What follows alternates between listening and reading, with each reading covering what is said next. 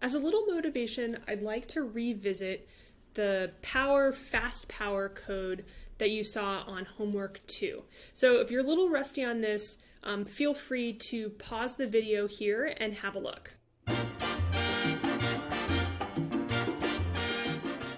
Okay, so when we originally assigned this to you, we hadn't actually talked about recurrence relations yet, and there was a little bit of confusion about why fast power would actually be faster than regular power. So I thought it would be helpful to compare these two using some of the tools that we've learned and give us a little sense of why the total number of recursive calls is so different for these two examples. Okay, so let's say that we were trying to compute 2 to the 13th power. If we were using power, this is what it would look like. Okay, so if we were using power, we would call power with 2 and 13. That would call power with 2 and 12, which would call power with 2 and 11. And this goes on and on until we get down to the base case, which in this particular code example we've set to be where n equals 1. Okay, so this is the base case. There's no further recursive calls after we reach n equals 1. And it's at this point that we'll start sort of coming back up this recursive hierarchy and chaining together our expression. So the full expression that we're going to end up computing is going to be just 2 times 2 times 2 times 2, da, da, da, da, da, da, da.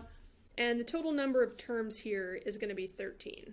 And that's because as the expressions are evaluated from the base case on, we're kind of acquiring these multiplications by x at every step. Another way of thinking about this is that the base case computes x to the 1, and at every subsequent sort of call to the function, or I guess I should say at every antecedent call to the function, what we've done is we've chained together enough x's multiplied by one another to sort of get to x to whatever that particular n is.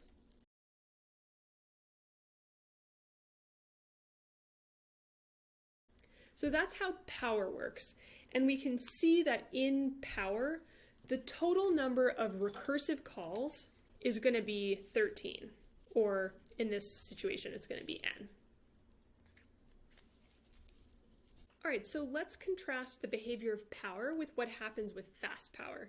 So if we were to call fast power with the same input, we'll see that we don't have this nice sort of consistent structure in the case of fast power.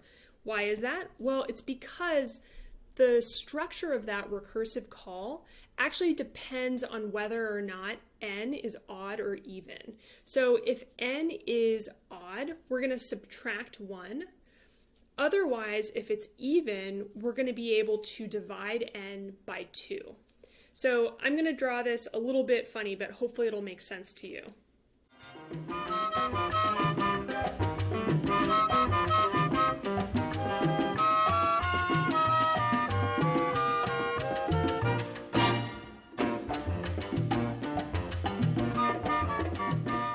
All right, so let's practice calling fast power with an input of 2, 13.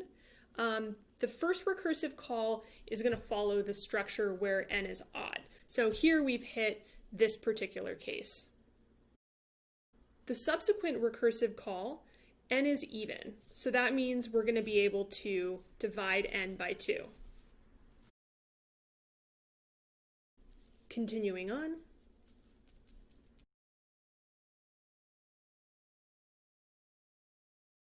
So once we hit the case where n is 1, then we've terminated our series of recursive calls, and we can accumulate the result into the computation of the actual power that we were trying to compute in the first place. Okay, so let's try to figure out how these different values are going to be accumulated to get the final value for the fast power. Okay, so this was the base case, and it was called where n was equal to 2. That means that this value will be handled by this code. Now that was called where n was equal to 3. So that's going to be handled by this code.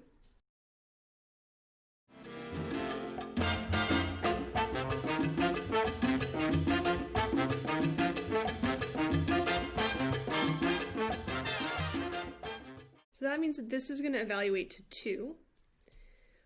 That value is going to be what's multiplied by 2 in this situation. So here we're going to have 2 times 2. This is going to be handled by this case. So here we're going to have our result 4. That's going to be multiplied by x. So the value there is going to be multiplied by itself here.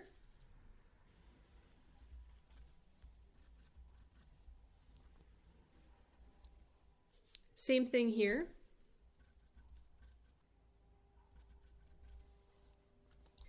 And the last thing that needs to happen is going to be handled by this case. So we're going to get 4096 by 2, which is 8,192, which is our final value.